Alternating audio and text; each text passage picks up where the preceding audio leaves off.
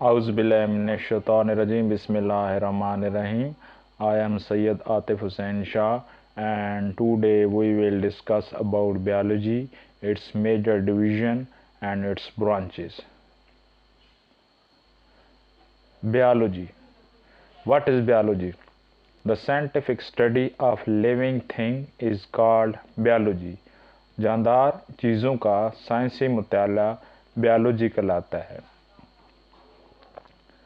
लफ्ज़ बियोलॉजी यूनानी ज़बान से डिराइव किया गया है और ये दो अल्फाज का मजमूआ है। बायोस जिसका मतलब है ज़िंदगी, लॉगोस जिसका मतलब है रीजनिंग और थॉट। बियोलॉजी की 3 मेजर डिवीज़न हैं जो कि ज़ूलॉजी, बॉटनी और माइक्रोबायोलॉजी हैं। हम इनको बारी बारी डिस्कस करते हैं। Zoology is the study of animal. Zoology में हम जानवरों का मुताला करते हैं। Botany, the study of plant is called botany.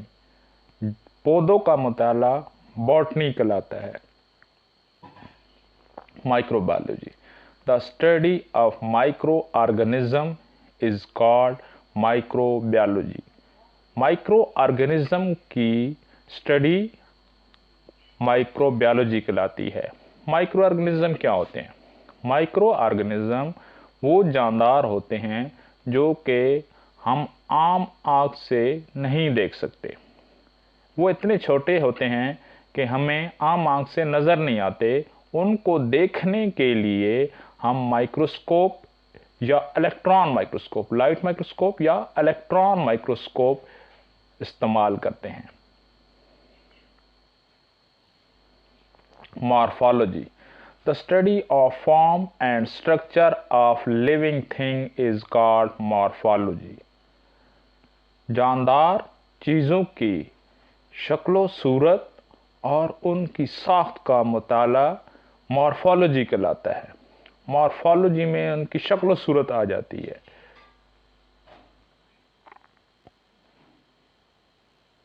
Anatomy, anatomy it is the study of internal structure of living thing.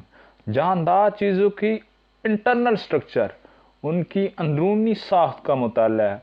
उनके बॉडी के अंदर उनकी बॉडी स्ट्रक्चर क्या है, उनके अंदर किस तरह ऑर्गन है, ये सारा हम जो है वो एनाटॉमी में स्टडी करते हैं। जबकि मॉर्फोलॉजी में बैरूनी स्ट्रक्चर, शक्ल सूरत का मुताला करते हैं।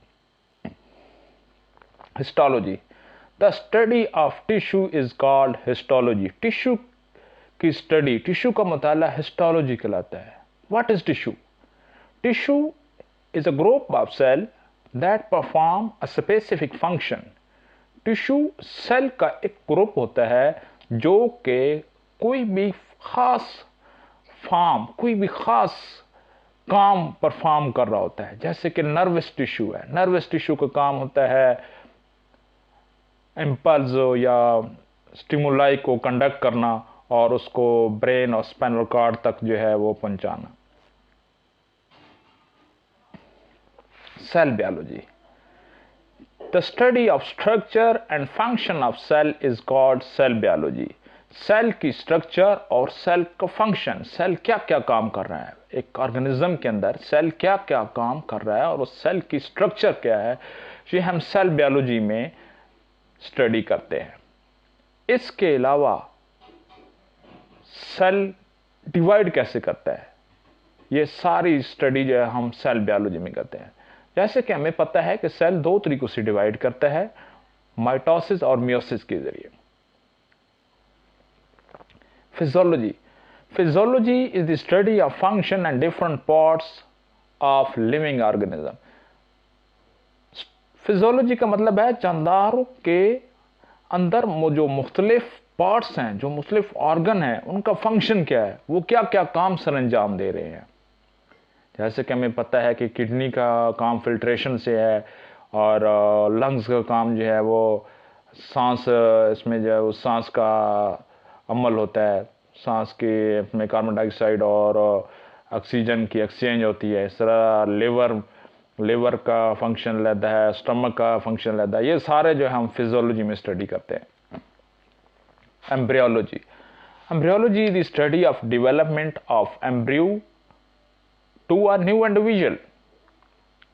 एम्ब्रियोलॉजी में हम एक एम्ब्रियो से लेके मुकम्मल जानदार बनने तक जितने स्टेज आते हैं, जितनी डेवलपमेंट होती है, वो सारा का सारा जो है वो हम एम्ब्रियोलॉजी में स्टडी करते हैं।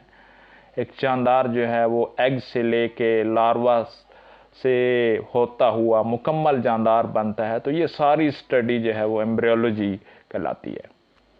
Genetics, the study of genes and their role in inheritance. Genetics में हम जीन की स्टडी करते हैं और उन जीन्स का क्या रोल है, विरासत में उन जीन्स का क्या ताल्लुक होता है। जैसे कि हमें पता है कि डीएनए के अंदर जीन्स मौजूद होती हैं और ये डीएनए का एक सेगमेंट होता है और ये इंफॉर्मेशन एक वालिदैन से बच्चों तक मुंतकिल करती हैं।